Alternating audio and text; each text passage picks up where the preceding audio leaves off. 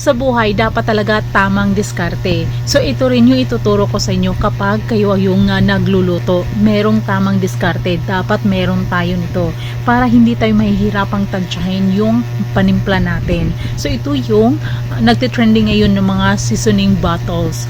So dito mo ilalagay yan, tapos pindot-pindot ka lang para malaman mo talaga kung tama na ba yung nilagay mo. At alam nyo ba ang kagandahan dito? Sealed yan. So kahit natumba pa yan, hindi yan naglilik, malinis tingnan yung kusina mo, maganda pa yung kanyang design.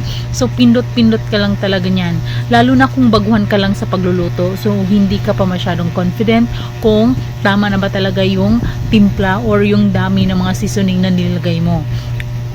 Napakamura lang nito guys, yung apat niyan 100 plus lang, 178. So kung gusto mo, i-click mo yung yellow basket dyan sa baba para maka-order ka. Mabilis lang din ang delivery at sure ako magugustuhan mo yan.